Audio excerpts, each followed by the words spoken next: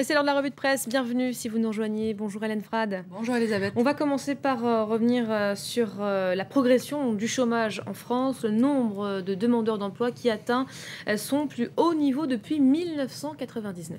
Et le chômage atteint même sa cote d'alerte. Titre ce matin Les Échos, 41 300 chômeurs de plus pour le mois de juillet, soit presque 3 millions de Français qui sont désormais sans travail.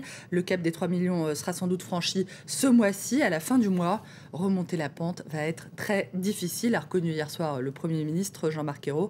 Remonter la pente, oui, mais comment? Avoir toujours dans les Échos ce matin cet article qui nous apprend que la Société Générale est en train de transférer des traders et des analystes des marchés vers la City de Londres.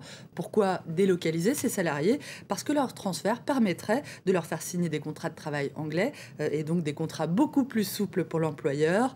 Comment faire baisser le chômage quand les retraités doivent reprendre un emploi pour parvenir à boucler leur fin de mois? D'après Le Monde, plus de 10% des retraités français toucheraient actuellement une pension inférieure à 600 € mensuels. Guylaine, 61 ans, au travail depuis l'âge de 14 ans, raconte une vie professionnelle dans la couture, le commerce et la restauration, toujours payée au SMIC. Une retraite à 885 € qui ne lui permet pas d'arrêter. Parfois, je me dis que c'est quand même minable, après avoir travaillé toute sa vie comme une fada, de devoir continuer.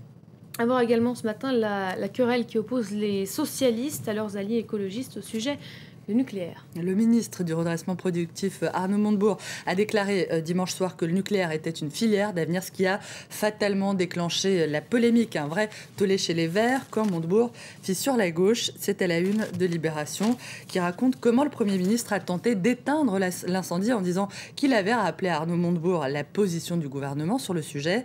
Mais le mal est fait et Libération évoque ce matin un malaise grandissant, pour ne pas dire un sentiment d'amateurisme devant les rapports des socialistes avec leurs alliés. Et d'ailleurs, le nucléaire, ça n'est pas le seul sujet qui fâche, rappelle le Parisien. Il y a aussi le traité budgétaire européen et la politique d'immigration. PS et Verts peuvent-ils gouverner ensemble, s'interroge le journal. Ça s'annonce assez délicat, Elisabeth, à en juger par ces deux déclarations qu'on a trouvées dans le journal. La première est signée de l'ex-candidate Vert à la présidentielle, Eva Joly. Montebourg regarde l'avenir dans un rétroviseur, je cite, ce à quoi le maire socialiste de Lyon, Gérard Collomb, répond de façon, il faut le dire, assez martiale. Avec les écologistes, il faut visser ambiance. Ambiance qui inspire d'ailleurs aux Parisiens ce matin un petit dessin où l'on voit le ministre de l'Intérieur, Manuel Valls, accusé par certains de ses camarades, et notamment les Verts, d'expulser les Roms à tour de bras.